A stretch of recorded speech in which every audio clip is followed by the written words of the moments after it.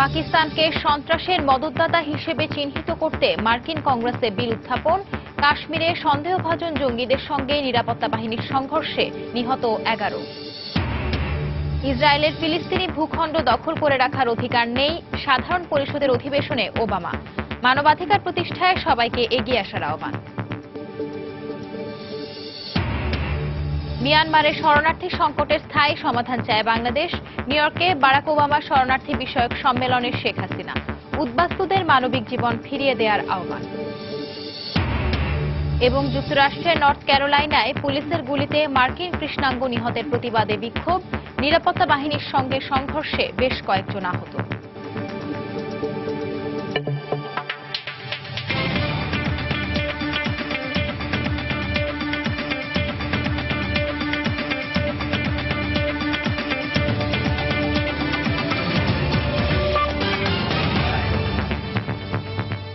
আন্তর্জাতিক সময়ের সঙ্গে আছি আমি সঞ্জনা চৌধুরী। কাশ্মীর ইস্যুতে উত্তপ্ত পাক ভারত সম্পর্ক। ভারত নিয়ন্ত্রিত অংশে সন্দেহভাজন জঙ্গি ও নিরাপত্তা বাহিনীর সংঘর্ষে মঙ্গলবারও 11 জন নিহত হয়েছে। নিহতদের মধ্যে 10 বন্দুকধারী ও একজন নিরাপত্তা বাহিনীর সদস্য। মার্কিন পররাষ্ট্রমন্ত্রী জন কেরি পাকিস্তানকে সন্ত্রাসীদের ভূস্বর্গে পরিণত না করতে ইসলামাবাদের প্রতি আহ্বান জানিয়েছেন। দেশটিকে সন্ত্রাসের মদতদাতা রাষ্ট্র হিসেবে চিহ্নিত করতে যুক্তরাষ্ট্রের কংগ্রেসে মার্কিন আইন প্রণেতারা বিল উত্থাপন করেছে। গত রোববার ভারত নিয়ন্ত্রিত কাশ্মীরে উরি সেনাঘাঁটিতে বন্দুকধারীদের হামলায় 18 জওয়ানের মৃত্যুর ঘটনার দুদিন পেরোতে না পেরোতেই আবারও গোলাগুলির ঘটনা ঘটেছে জম্মু কাশ্মীরের সীমান্ত অঞ্চলে। অনুপ্রবেশের চেষ্টাকারী সন্দেহভাজন জঙ্গিদের সঙ্গে পাল্টাপাল্টি গোলাগুলিতে 10 বন্দুকধারী নিহত হয়। বন্দুকধারী গুলিতে প্রাণ হারান একজন সেনাও। দুটি আলাদা এলাকায় মঙ্গলবার এ বন্দুকযুদ্ধ হয়। এই ঘটনার পর লাইন অফ কন্ট্রোল বরাবর সামরিক তৎপরতা অব্যাহত রেখেছে ভারত। উরির সেনাঘাঁটিতে হামলার জেরে ইসলামাবাদ নয়াদিল্লি উত্তেজনা চরম আকার ধারণ করেছে। হিজবুল মুজাহিদিন নেতা বুরহান ওয়ানির মৃত্যুর পর 2 মাসেরও বেশি সময় ধরে চলা বিক্ষোভে কাশ্মীরবাসীর সঙ্গে নিরাপত্তা বাহিনীর সংঘর্ষে এ পর্যন্ত 80 জন মানুষ প্রাণ হারিয়েছেন। দুদেশের এই উত্তেজনার রেশ চলছে জাতিসংঘেও। নিউ ইয়র্কে জাতিসংঘ সম্মেলন শুরুর আগে সংবাদ সম্মেলন থেকে এনডিটিভি সাংবাদিককে বের করে দেওয়ার নির্দেশ দেন পাক প্রধানমন্ত্রী নওয়াজ শরীফ। কাশ্মীরে মানবাধিকার লঙ্ঘিত হচ্ছে দাবি করে বরাবরই বিশ্ব নেতাদের দৃষ্টি আকর্ষণের চেষ্টা চালিয়ে আসছিল পাকিস্তান। তবে রোববারের হামলার পর সুবিধাজনক অবস্থানে এখন ভারত। উরির হামলার পর জাতিসংঘে কাশ্মীর ইস্যুতে নিরাপত্তা পরিষদের 5 স্থায়ী সদস্যের মধ্যে ফ্রান্স, রাশিয়া, যুক্তরাষ্ট্র ও ব্রিটেন ভারতের পক্ষে অবস্থান নেয়। চীন সরাসরি পাকিস্তানকে আক্রমণ না করলেও সন্ত্রাসবাদের নিন্দা জানিয়েছে। মার্কিন পররাষ্ট্রমন্ত্রী জন কেরি পার্শ্ব বৈঠকে পাকিস্তানকে সন্ত্রাসীদের ভূস্বর্গে পরিণত না করতে প্রধানমন্ত্রী নওয়াজ শরীফের প্রতি আহ্বান জানিয়েছেন। এছাড়াও উরির ঘটনার তীব্র নিন্দা জানিয়েছে বাংলাদেশ সহ বিভিন্ন দেশ। Bangladesh strongly condemns terrorism. যাবতীয় সন্ত্রাসী কর্মকাণ্ডের তীব্র নিন্দা জানাচ্ছে বাংলাদেশ। সন্ত্রাসবাদ এবং উগ্রপন্থার বিরুদ্ধে জিরো টলারেন্স নীতি নিয়েছে বাংলাদেশ। ভারতের কাছে বন্ধু এবং প্রতিবেশী হিসেবে ভারতের এই কঠিন সময়ে পাশে থাকবে বাংলাদেশ। সীমান্ত সন্ত্রাস মোকাবেলায় দুদেশ একসঙ্গে কাজ করবে। এদিকে পাকিস্তানকে সন্ত্রাসীদের মদতদাতা রাষ্ট্র হিসেবে চিহ্নিত করতে আইন প্রণয়নে উদ্যোগ গ্রহণ করেছেন মার্কিন আইন প্রণেতারা। হাফসাতুন্নেসা, সময় সংবাদ। ইসরায়েলের স্থায়ীভাবে ফিলিস্তিনি ভূখণ্ড দখল করে রাখার অধিকার নেই বলে মন্তব্য করেছেন মার্কিন প্রেসিডেন্ট বারাক ওবামা। নিউ ইয়র্কে জাতিসংঘে সাধারণ অধিবেশনের প্রথম দিনে প্রেসিডেন্ট হিসেবে শেষবারের ভাষণে তিনি ফিলিস্তিনের প্রতি ইসরায়েলকে বৈধ রাষ্ট্র হিসেবে স্বীকৃতি দেওয়ার আহ্বান জানান। আজ নিউ ইয়র্কে ইসরায়েলি প্রধানমন্ত্রী বেনিয়ামিন নেতানিয়াহু ও মার্কিন প্রেসিডেন্ট ওবামার মধ্যে বৈঠক অনুষ্ঠানের কথা রয়েছে। মঙ্গলবার সাধারণ পরিষদের অধিবেশনের এবারের প্রেসিডেন্ট পিটার থমসনের সভাপতিত্বে শুরু হয় সম্মেলনের মূল পর্ব। এবারের অধিবেশনের মূল প্রতিপাদ্য বসবাসযোগ্য ভবিষ্যৎ পৃথিবীর জন্য টেকসই উন্নয়নে বৈশ্বিক পরিবর্তন। সম্মেলনের প্রথম দিনে 35টি দেশের রাষ্ট্রপ্রধান বক্তব্য রাখেন। মধ্যপ্রাচ্য সহ বিশ্বের নানা প্রান্তে চলমান সহিংসতা, শরণার্থী সংকট ও জলবায়ু পরিবর্তনের মতো বৈশ্বিক নানা চ্যালেঞ্জ নিয়ে কথা বলেন বিশ্ব নেতারা। এদিন জাতিসংঘ সাধারণ পরিষদের অধিবেশনে শেষবারের মতো ভাষণ দেন মার্কিন প্রেসিডেন্ট বারাক ওবামা ও সংস্থার মহাসচিব বান কি মুন। সিরিয়ার সব পক্ষই মানুষ মেরেছে, তবে সবচেয়ে বেশি মানুষ নিহত হয়েছে আসাদ সরকারের হাতে। প্রেসিডেন্ট বাশার আল আসাদ এখনো ক্রমাগত সিরিয়ায় বোমা ফেলে যাচ্ছেন। মার্কিন প্রেসিডেন্টের ভাষণে সন্ত্রাসবাদ, দক্ষিণ চীন সাগর সহ বিভিন্ন বিষয়ের পাশাপাশি গুরুত্ব পায় মধ্যপ্রাচ্য সংকট প্রসঙ্গ। সেই সঙ্গে নিরাপত্তাহীন বিশ্ব বাস্তবতায় বিভিন্ন দেশের মধ্যে সমন্বয় ও ঐক্যের উপর গুরুত্ব আরোপ করেন তিনি। ফিলিস্তিন যদি ইসরায়েলকে বৈধ রাষ্ট্র হিসেবে মেনে নেয় তবে তা উভয়ের জন্যই কল্যাণ বয়ে আনবে। ইসরায়েলকেও এটা মানতে হবে যে ফিলিস্তিনি ভূখণ্ডে একের পর এক বসতি নির্মাণের অধিকার তাদের নেই। শুধু মধ্যপ্রাচ্য নয়, সারা দুনিয়ায় আঞ্চলিক ও জাতিগত মতভেদকে দূরে ঠেলে সবাইকে মানবতা প্রতিষ্ঠায় এগিয়ে আসতে হবে। বৈশ্বিক নিরাপত্তার স্বার্থে বিভিন্ন দেশের মধ্যে বৃহত্তর সমন্বয় প্রতিষ্ঠা করতে হবে।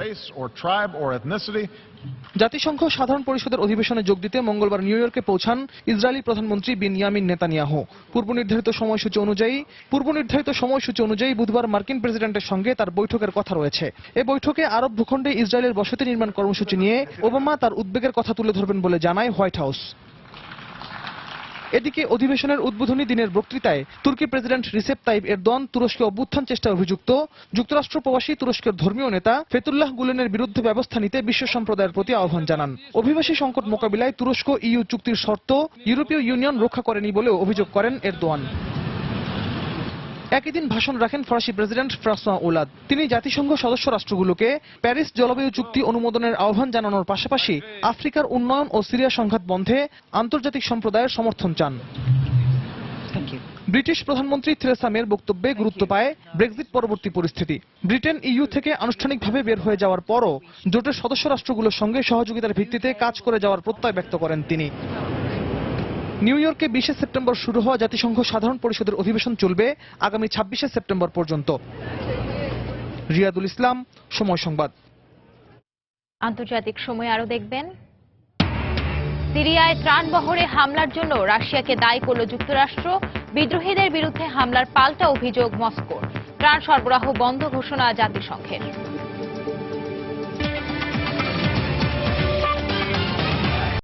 মিয়ানমারের শরণার্থী সংকটের স্থায়ী সমাধানে প্রতিবেশী দেশটির নতুন সরকারের সঙ্গে কাজ করতে চায় বাংলাদেশ। মঙ্গলবার স্থানীয় সময় বিকেলে নিউ ইয়র্কে মার্কিন প্রেসিডেন্ট বারাক ওবামার আয়োজনে শরণার্থী বিষয়ক সম্মেলনে একথা বলেন প্রধানমন্ত্রী শেখ হাসিনা। তিনি বলেন, বাংলাদেশ 3 দশকেরও বেশি সময় ধরে মিয়ানমার থেকে আসা বিপুল সংখ্যক উদ্বাস্তুকে আশ্রয় দিয়েছে। এ সময় শরণার্থীদের মানবিক জীবন ফিরিয়ে দিতে বিশ্ব নেতাদের প্রতি আহ্বান জানান প্রধানমন্ত্রী। জাতিসংঘ সদর দফতর থেকে আমাদের নিউ ইয়র্ক প্রতিনিধি শিহাবুদ্দিন কিসলু জানাচ্ছেন বিস্তারিত। প্রেসিডেন্ট বারাক ওবামার আয়োজনে জাতিসংঘের শরণার্থী বিষয়ক লিডার সামিটে প্রায় 15 মিনিট প্রধানমন্ত্রী শেখ হাসিনা তার দিক নির্দেশনামূলক বক্তব্য রেখেছেন। তিনি তার বক্তব্যে শরণার্থীদের বিষয়টি মানবিক বিবেচনায় বিবেচনা করার জন্য বিশ্ব নেতৃবৃন্দের প্রতি আহ্বান জানিয়েছেন। এ প্রসঙ্গে বাংলাদেশের মহান মুক্তিযুদ্ধের অভিজ্ঞতার কথা স্মরণ করে প্রধানমন্ত্রী বলেন, শরণার্থীদের দুঃখ দুর্দশার সাথে তিনিও একাত্ম। In 1975, 15th August, my sister and myself become refugee because my father was president. Bangabandhu Sheikh Mujibur Rahman was the president of Bangladesh, was assassinated along with my mother. My 3 brothers, younger one was only 10 years old. My uncle, and including 18 members of my family, was assassinated. For 6 years, we have to take shelter. We become refugee. After 21 years, I become Prime Minister of Bangladesh. I understand the sorrow and pain of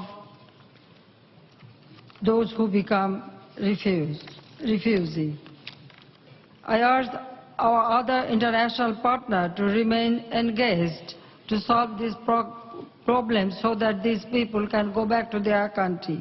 প্রধানমন্ত্রী আরো বলেন, বাংলাদেশের রোহিঙ্গা সমস্যার সমাধানে তিনি ইতিমধ্যেই মিয়ানমারের নেত্রী অং সান সুচির সঙ্গে আলোচনা করেছেন। We took forward to working with the new Myanmar leadership to find lasting solution to this issue. I am already in touch with Aung San Suu Kyi. প্রধানমন্ত্রী বলেন, শরণার্থীরা যেন তাদের স্ব দেশে সসম্মানে ফিরে যেতে পারে সেজন্য বিশ্ব নেতৃবৃন্দকে এক হয়ে কাজ করতে হবে। জাতিসংঘের সদর দপ্তর থেকে শিহাবুদ্দিন কিসলু, সময় সংবাদ, নিউ ইয়র্ক, যুক্তরাষ্ট্র। এদিকে দক্ষিণের উন্নয়নশীল দেশগুলোর উন্নয়ন ত্বরান্বিত করতে উদ্ভাবনী চিন্তা বিনিময়ের ওপর গুরুত্বারোপ করে প্রধানমন্ত্রী শেখ হাসিনা বলেছেন, এ দেশগুলো নিজস্ব অভিজ্ঞতা বিনিময়ের মাধ্যমে বৃহত্তর সমঝোতা থেকে সুযোগ কাজে লাগাতে হবে। মঙ্গলবার সকালে জাতিসংঘে অনুষ্ঠিত সাউথ সাউথ কোঅপারেশনের এক সেমিনারে প্রধানমন্ত্রী একথা বলেন। এছাড়াও নারী নেতৃত্ব ও উগ্রপন্থার ওপর এক বৈঠকে শেখ হাসিনা নারীর উন্নয়নে নেওয়া বাংলাদেশের পদক্ষেপগুলো তুলে ধরেন। আমাদের নিউ ইয়র্ক প্রতিনিধি শিহাবুদ্দিন কিসরুর পাঠানো তথ্য ও টিএম মামুনের ছবি নিয়ে ডেস্ক রিপোর্ট। উন্নত বিশ্বের বাইরে দক্ষিণ গোলার্ধের উন্নয়নশীল দেশগুলোকে নিয়েই প্রতিষ্ঠা জাতিসংঘের সাউথ সাউথ কোঅপারেশনের। প্রতি বছরের মতো এবারও জাতিসংঘের সাধারণ পরিষদের নিয়মিত অধিবেশনের ফাঁকে অনুষ্ঠিত হয়েছে এবারের সভা। মঙ্গলবার স্থানীয় সময় বেলা 11:30টায় জাতিসংঘ সদর দফতরে south south and triangular cooperation in scaling up innovation শীর্ষক এবারের বৈঠকের আয়োজক ছিল বাংলাদেশ। এতে অংশ নেয় দক্ষিণের উন্নয়নশীল দেশের নেতৃবৃন্দ। বৈঠকে প্রধানমন্ত্রী শেখ হাসিনা বলেন, প্রতিটি দেশের উদ্ভাবনী চিন্তা বিনিময় সবার জন্যই উন্নয়নের নতুন সুযোগ সৃষ্টি করবে। We propose to establish a South-South network of public organizations to develop a broader understanding and exchange of public sector innovations among the Global South. অন্য দেশের অভিজ্ঞতা কাজে লাগিয়ে উন্নয়ন ত্বরান্বিত করতে বিশ্ব নেতাদের প্রতি আহ্বান জানান Sheikh Hasina. It would also facilitate generating ideas, sharing experiences, and learning from each other. I urge my friends from the South to positively consider this proposal and ওই বৈঠকেই বাংলাদেশে সরকার ও জনগণের মধ্যে ডিজিটাল পদ্ধতিতে যোগাযোগ এবং উন্নয়ন কৌশল তুলে ধরেন প্রধানমন্ত্রীর তথ্য ও যোগাযোগ প্রযুক্তি বিষয়ক উপদেষ্টা Sajeeb Wazed Joy. Implementing this vision of simplifying services, digitizing services. Although the overall goal was to digitize government services, the real goal was to provide benefit. How do we provide benefit to the citizens with these services? এরপর নরওয়ের প্রধানমন্ত্রীর আয়োজনে নারী নেতৃত্ব এবং উগ্রবাদের ওপর আয়োজিত বৈঠকে অংশ নেন শেখ হাসিনা। এ সময় নারীর উপর সহিংসতা ও উগ্রপন্থার বিরুদ্ধে বাংলাদেশের জিরো টলারেন্সের কথা ব্যক্ত করেন তিনি।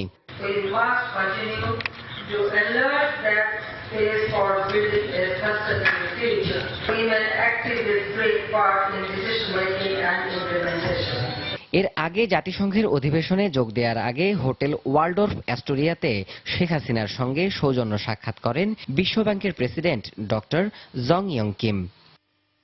সময় সংবাদ, নিউ ইয়র্ক, যুক্তরাষ্ট্র। যুক্তরাষ্ট্রের নর্থ ক্যারোলাইনায় পুলিশের গুলিতে এক মার্কিন কৃষ্ণাঙ্গ নিহতের ঘটনায় বিক্ষোভ ছড়িয়ে পড়েছে। এক পর্যায়ে পুলিশের সঙ্গে বিক্ষোভকারীদের সংঘর্ষ ছড়িয়ে পড়লে পরিস্থিতি নিয়ন্ত্রণে টিয়ার গ্যাস ছোড়ে পুলিশ। মঙ্গলবার নর্থ ক্যারোলাইনার শার্লট এলাকায় পুলিশের গুলিতে কেইথ ল্যামন্ট স্কট নামের ওই কৃষ্ণাঙ্গ নিহত হয়। কৃষ্ণাঙ্গদের অধিকার আদায়ের দাবিতে ব্ল্যাক লাইভস ম্যাটার আন্দোলনে আবারও উত্তাল যুক্তরাষ্ট্রের নর্থ ক্যারোলাইনা। মঙ্গলবার শার্লট শহরে পুলিশের গুলিতে নিহত কৃষ্ণাঙ্গ নিরস্ত্র ছিল বলে দাবি বিক্ষোভকারীদের। বিক্ষোভের এক পর্যায়ে পুলিশ বাধা দিলে দুপক্ষের মধ্যে সংঘর্ষ ছড়িয়ে পড়ে। এতে কয়েকজন বিক্ষোভকারীর পাশাপাশি আহত হয় নিরাপত্তা বাহিনীর অন্তত 15 জন সদস্য। পরিস্থিতি নিয়ন্ত্রণে সোয়াত টিম মোতায়েনের পাশাপাশি টিয়ার গ্যাস ছোড়া হয়। তবে পুলিশ বলছে অস্ত্র হাতে তেড়ে আসার সময় ওই কৃষ্ণাঙ্গকে গুলি করতে বাধ্য হয় তারা। সে সময় এক সন্দেহভাজনের খোঁজে শার্লট এলাকায় অভিযান চলছিল বলেও দাবি তাদের। পুলিশের একটি টিম শার্লটে একটি অ্যাপার্টমেন্টে অভিযানের দায়িত্ব ছিল। এ সময় অস্ত্র হাতে একজন বেরিয়ে এলে তারা প্রয়োজনীয় ব্যবস্থা গ্রহণ করে। পুলিশের কাছে তাকে হুমকি মনে হওয়ায় গুলি ছুড়তে বাধ্য হয় তারা। তদন্তের মধ্য দিয়ে এটা বেরিয়ে আসবে যে আমরা কোনো আইন অমান্য করিনি। ল্যামন্ট স্কটকে গুলি করা শার্লট পুলিশ কর্মকর্তা ব্রেন্টলি ভিনসন নিজেও একজন কৃষ্ণাঙ্গ এবং তিনি 2014 সাল থেকে শহরের মেট্রো কর্মকর্তা হিসেবে দায়িত্বরত আছেন বলে জানায় গণমাধ্যম।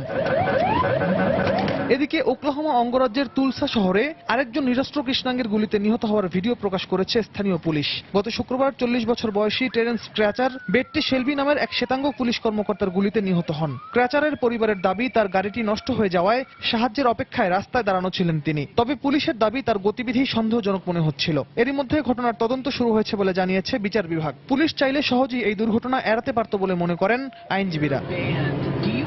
রিয়াদুল ইসলাম, সময় সংবাদ। নিউ ইয়র্ক আর নিউ জার্সিতে বোমা বিস্ফোরণের ঘটনায় সম্পৃক্ততার অভিযোগে আটক আহমেদ খান রাহামির বিরুদ্ধে মামলা করা হয়েছে। মার্কিন পুলিশ জানিয়েছে তার বিরুদ্ধে বোমা বিস্ফোরণ এবং ভাঙচুরের অভিযোগ গঠন করা হয়। আফগান বংশোদ্ভূত মার্কিন নাগরিক 28 বছর বয়সী রাহামিকে মঙ্গলবার নিউ জার্সির লিন্ডেন শহর থেকে গ্রেফতার করা হয়। গেল শনিবার নিউ ইয়র্ক এবং নিউ জার্সিতে বোমা হামলায় 29 জন আহত হয়। এরপর থেকে পুরো যুক্তরাষ্ট্রে জোরদার করা হয় বাড়তি নিরাপত্তা ব্যবস্থা। পাশাপাশি অভিবাসী মুসলমান জনগোষ্ঠীর জন্য ঘোষণা করা হয়েছে নতুন কর্মসূচি, বাড়ানো হয়েছে নজরদারিও। আর এতেই বিড়ম্বনার শিকার হচ্ছেন বলে জানিয়েছেন আমেরিকায় বিভিন্ন দেশের মুসলিম অভিবাসীরা।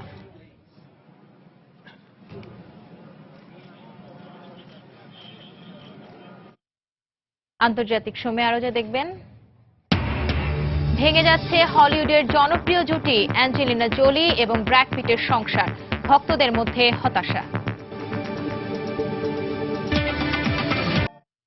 সিরিয়ায় জাতিসংঘের ত্রাণবহরে সোমবারের হামলার জন্য রাশিয়াকে দায়ী করেছে যুক্তরাষ্ট্র। হোয়াইট হাউসের পক্ষ থেকে বলা হয় এই হামলা চালায় রাশিয়ার দুটি যুদ্ধবিমান। মার্কিন অভিযোগ অস্বীকার করে রুশ প্রতিরক্ষা মন্ত্রণালয় পাল্টা অভিযোগ করেছে আলেপ্পোর মার্কিন সমর্থিত বিদ্রোহীরাই সেখানে বোমা হামলা চালায়। এই ঘটনার পর সিরিয়ায় ত্রাণ সরবরাহ কার্যক্রম বন্ধ ঘোষণা করেছে জাতিসংঘ। সিরিয়ার আলেপ্পো শহরের কাছে সোমবার জাতিসংঘের ত্রাণবহরে হামলার একটি ড্রোন ফুটেজ প্রকাশ করেছে রাশিয়া। এরপরই দেশটির প্রতিরক্ষা মন্ত্রণালয়ের পক্ষ থেকে দাবি করা হয় এই হামলা চালায় আলেপ্পোয় অবস্থানকারী সিরীয় বিদ্রোহীরা। তাদের এই দাবির পেছনে বেশ কিছু তথ্য প্রমাণ রয়েছে বলেও জানায় দেশটি। এর আগে অবশ্য যুক্তরাষ্ট্রের পক্ষ থেকে অভিযোগ করা হয় জাতিসংঘের ত্রাণবহরে বিমান হামলা চালিয়েছে রাশিয়া। হোয়াইট হাউসের পক্ষ থেকে দাবি করা হয় দুটি রুশ সুখোই SU-24 যুদ্ধবিমানকে হামলার আগে ওই অঞ্চলে উঠতে দেখা যায়। অবশ্য এই হামলার পেছনে সিরীয় সরকারি বাহিনীর সম্পৃক্ততা থাকতে পারে বলেও জানিয়েছেন মার্কিন কর্মকর্তারা।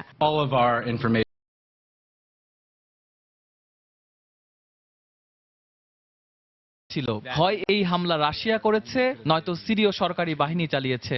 তবে আমাদের বক্তব্য সিরিয়া বা রাশিয়া যেই চালাক এই হামলার দায় রাশিয়ার। In any event, we hold the Russian government responsible. Arm al Kubra শহরে সোমবারের এই বিমান হামলার পর সিরিয়ার সব ধরনের ত্রাণ তৎপরতা বন্ধ করে দিয়েছে জাতিসংঘ।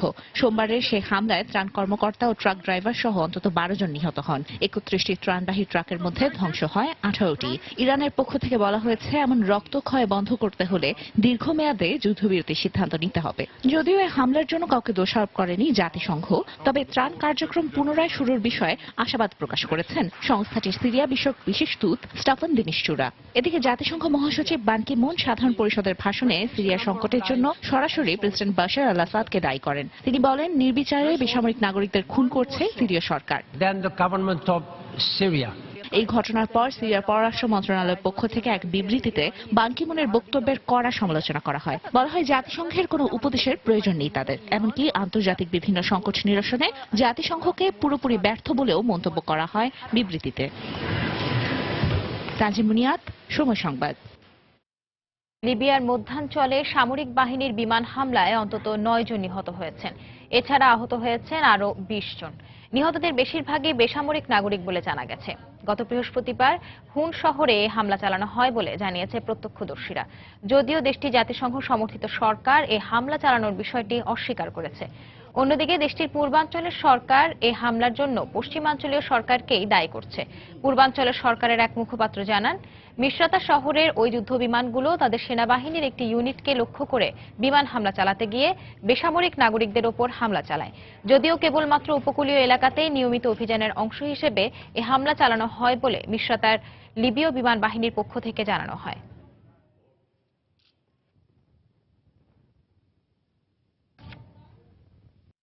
যুক্তরাষ্ট্রের বর্তমান অভিবাসী আইনের কঠোর সমালোচনা করেছেন মার্কিন প্রেসিডেন্ট নির্বাচনে রিপাবলিকান প্রার্থী ডোনাল্ড ট্রাম্প।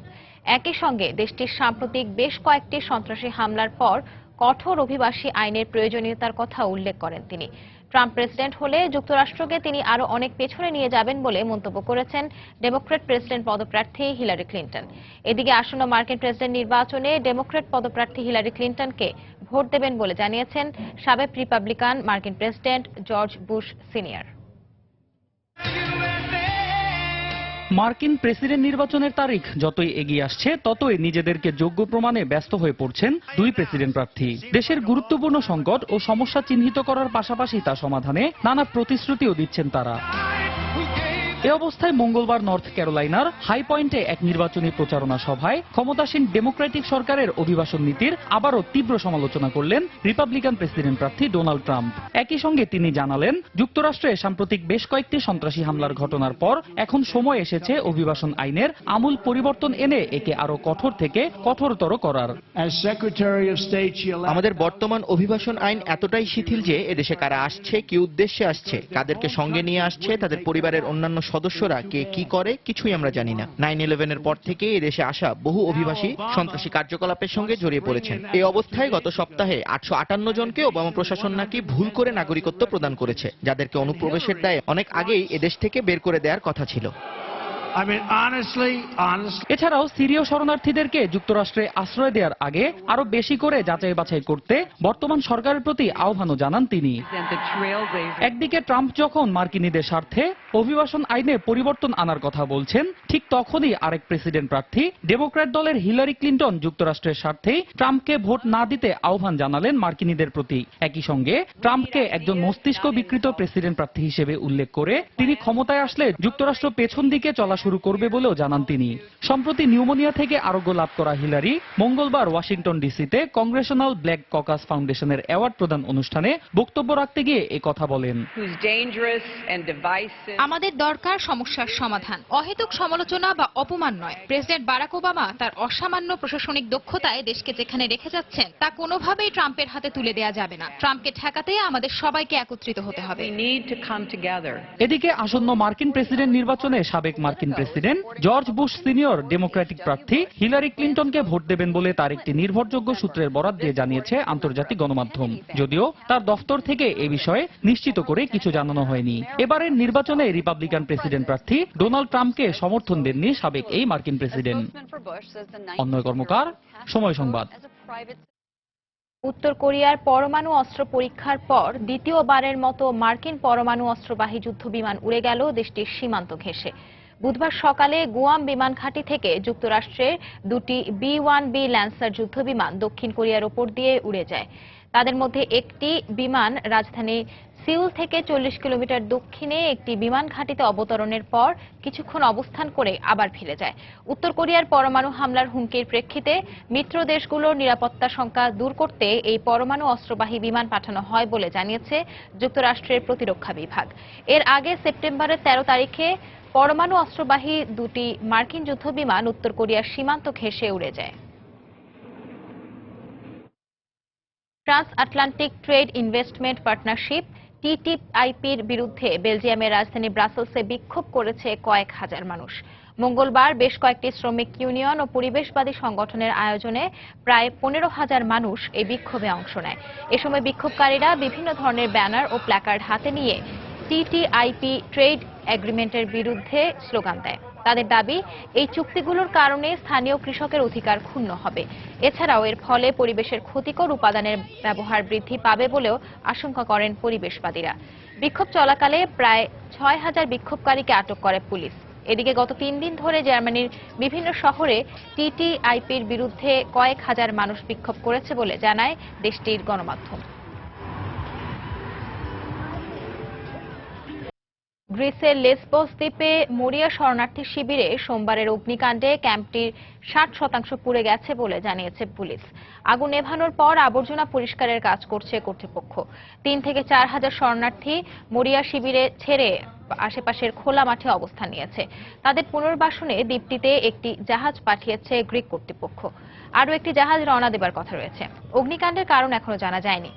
এক প্রত্যক্ষদর্শীর বরাতে আন্তর্জাতিক সংবাদ মাধ্যম জানায়, শরণার্থীদের মধ্যে মারামারির ঘটনার পরপরই তাঁবুতে আগুন ধরতে দেখা যায়। বিষয়টি তদন্তে কাজ শুরু করেছে দমকল বাহিনী। লেসবস দ্বীপে মরিয়া শরণার্থী শিবিরের ধারণ ক্ষমতা 3,500। তবে জাতিসংঘের হিসাব অনুযায়ী এই শিবিরটিতে বাস করছেন 5,500-এরও বেশি শরণার্থী।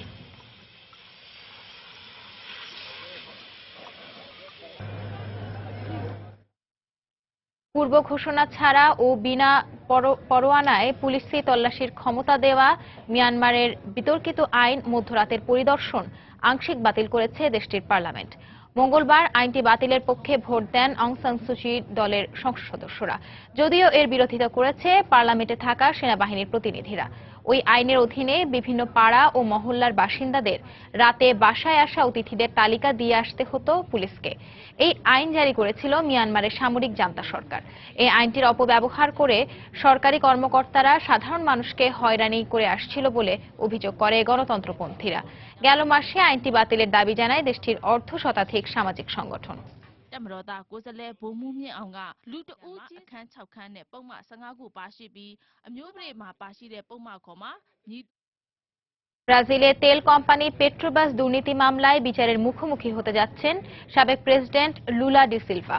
মঙ্গলবার ব্রাজিলের তদন্তকারী দলের পক্ষ থেকে জানানো হয় 11 লাখ মার্কিন ডলার দুর্নীতি মামলায় লুলা ডি সিলভা এবং তার স্ত্রী সহ 6 জনের বিরুদ্ধে মামলা করা হয়েছে। এদিকে নিউ ইয়র্কে অবস্থানরত লুলা ডি সিলভা এই খবর প্রকাশ হওয়ার পর তার প্রতিক্রিয়া জানিয়েছেন, রাজনৈতিকভাবে হেয় করার জন্যই তার বিরুদ্ধে এই মামলা করা হয়। লুলা ডি সিলভার বিরুদ্ধে অর্থ পাচারের অভিযোগও রয়েছে।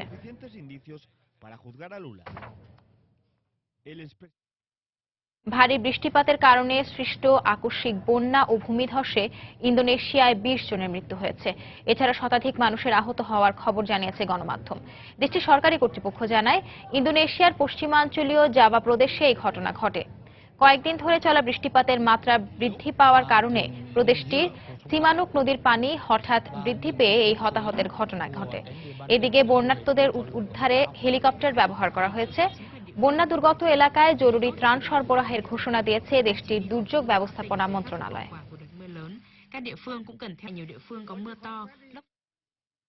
ওপেকভুক্ত ও এর বাইরের দেশগুলোর জ্বালানি তেলের বাজার স্থিতিশীল করতে শিগগিরই সিদ্ধান্তে আসার সম্ভাবনা থাকায় বিশ্ববাজারে 2% বেড়েছে এই নিত্যপণ্যের দাম। সোমবার ব্যারেল প্রতি জ্বালানি তেল বিক্রি হয়েছে $46 দরে। এ বিষয়ে ভেনেজুয়েলার প্রেসিডেন্ট নিকোলাস মাদুরো জানান, চলতি মাসে জ্বালানির বাজার স্থিতিশীলে যে কোনো সিদ্ধান্তে পৌঁছাবে রপ্তানিকারক দেশগুলো। এদিকে নিষেধাজ্ঞা তুলে নেওয়া ওপেকভুক্ত তৃতীয় বৃহত্তম রপ্তানিকারক দেশ ইরানের জ্বালানি তেল রপ্তানি বেড়েছে 15%। জ্বালানির উত্তোলন কমালে বাজারে আরও স্থিতিশীলতা আসবে বলে প্রত্যাশা রপ্তানিকারক দেশগুলোর। প্রখ্যাত মার্কিন চলচ্চিত্র পরিচালক কার্টিস হ্যানসন আর নেই। মঙ্গলবার ক্যালিফোর্নিয়ায় নিজ বাসভবন থেকে তার মরদেহ উদ্ধার করে লস অ্যাঞ্জেলস পুলিশ। তার বয়স হয়েছিল 71 বছর, যদিও তার শরীরে অস্বাভাবিক মৃত্যুর কোনো আলামত পাওয়া যায়নি। 1997 সালে এলএ কনফিডেন্সিয়াল ছবির চিত্রনাট্য রচনার জন্য অস্কার জেতেন এই গুণী নির্মাতা। এছাড়াও তার পরিচালিত বিখ্যাত কয়েকটি ছবির মধ্যে রয়েছে the river wild, wonder boys, 8 mile, in her shoes অন্যতম।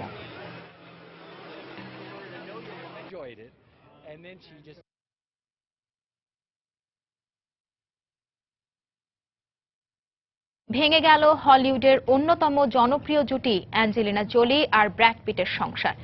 এক যুগ একসঙ্গে থাকার পর মঙ্গলবার অভিনেত্রী অ্যাঞ্জেলিনা জোলি ব্র্যাড পিটকে বিচ্ছেদের নোটিশ পাঠিয়েছেন। আচমকা এই খবর প্রকাশ হওয়ার পর দুঃখ এবং হতাশা প্রকাশ করেছেন ভক্তরা।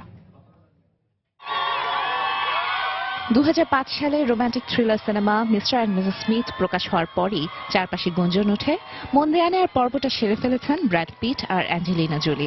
এক পর্যায়ে এসব কানাঘোষার ইতি টানতেই নিজেদের সম্পর্কের কথাটা জানিয়ে দেন সবাইকে।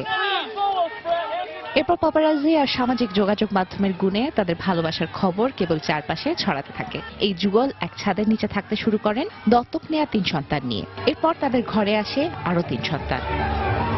এই পুরোটা সময়ই এই দম্পতি থাকেন হলিউড পাড়ার আলোচনার শীর্ষে। বহু তারকাও এই দম্পতির ভালোবাসায় মুগ্ধ হয়ে যান, প্রশংসা করেন খোলাখুলি। ভালোবাসার সম্পর্ককে চূড়ান্ত পরিণতির দিকে টানতে 2014 সালে বিবাহ বন্ধনে আবদ্ধ হন তারা। ফ্রান্সের একটি গির্জায় অনাড়ম্বরভাবেই সম্পূর্ণ করেন বিয়েটা।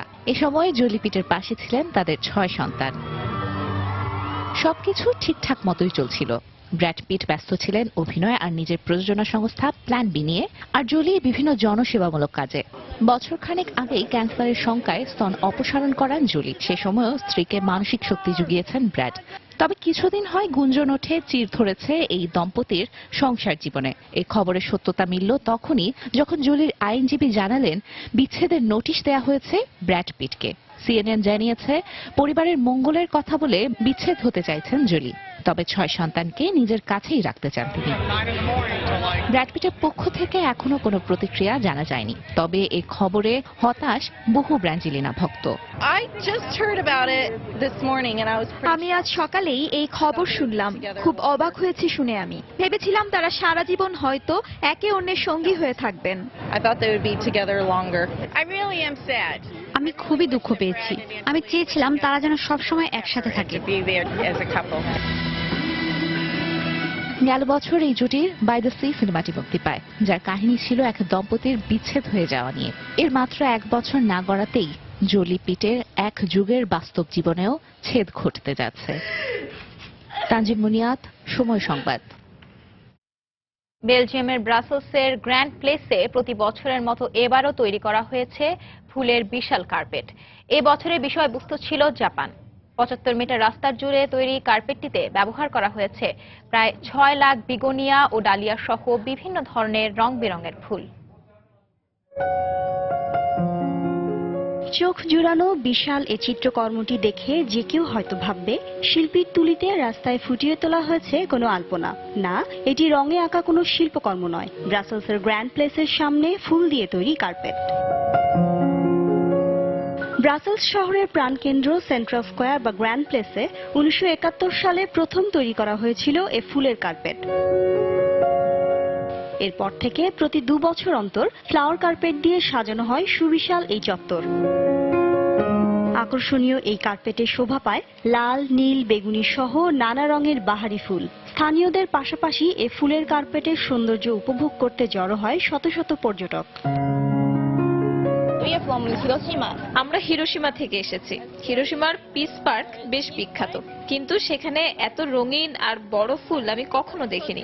এই সুন্দর ফুলের কার্পেট দেখে আমি সত্যি অবাক হয়েছি। এ বছরের 20তম ফুলের কার্পেট তৈরির বিষয়বস্তু জাপান। একটি বৃত্তাকারের ভেতরে দেশটির পতাকার পাশাপাশি নিখুঁতভাবে ফুটিয়ে তোলা হয়েছে সারস পাখি, যা সৌভাগ্য ও এশিয়ান সংস্কৃতির দীর্ঘায়ুর প্রতীক। ফুলের কার্পেট তৈরিতে অবদান রাখা এক নকশাকারী জানান, এর প্যাটার্ন ও প্রতীকগুলো প্রকাশ করে শান্তি ও আনন্দ। এটি তৈরিতে প্রায় 100 জন নকশাকারী ও স্বেচ্ছাসেবী নিরলসভাবে কাজ করেছেন। আমি সবাইকে ধন্যবাদ জানাতে চাই। যা করতে চেয়েছিলাম সেটি বাস্তবে রূপ দিতে পেরে আমরা খুবই খুশি। 75 মিটার দীর্ঘ ও 24 মিটার প্রস্থের এই কার্পেটে ব্যবহার করা হয়েছে প্রায় 6 লাখ বাহারি ফুল, যার বেশিরভাগই সংগ্রহ করা হয়েছে বেলজিয়ামের উত্তরাঞ্চলের বেশ কয়েকটি বাগান থেকে। শিরিন আক্তার, সময় সংবাদ। এ পর্যায়ে আবারও জানিয়ে দিচ্ছি আন্তর্জাতিক সময়ের শীর্ষ সংবাদগুলো। পাকিস্তানকে সন্ত্রাসের মদতদাতা হিসেবে চিহ্নিত করতে মার্কিন কংগ্রেসে বিল উত্থাপন। কাশ্মীরে সন্দেহভাজন জঙ্গিদের সঙ্গে নিরাপত্তা বাহিনীর সংঘর্ষে নিহত 11। ইসরায়েলের ফিলিস্তিনি ভূখণ্ড দখল করে রাখার অধিকার নেই, সাধারণ পরিষদের অধিবেশনে ওবামা। সবাইকে মানবাধিকার প্রতিষ্ঠায় এগিয়ে আসার আহ্বান। মিয়ানমারের শরণার্থী সংকটে স্থায়ী সমাধান চায় বাংলাদেশ। নিউ ইয়র্কে বারাক ওবামার শরণার্থী বিষয়ক সম্মেলনে শেখ হাসিনা। উদ্বাস্তুদের মানবিক জীবন ফিরিয়ে দেওয়ার আহ্বান। এবং যুক্তরাষ্ট্রের নর্থ ক্যারোলাইনায় পুলিশের গুলিতে মার্কিন কৃষ্ণাঙ্গ নিহতের প্রতিবাদে বিক্ষোভ। নিরাপত্তা বাহিনীর সঙ্গে সংঘর্ষ।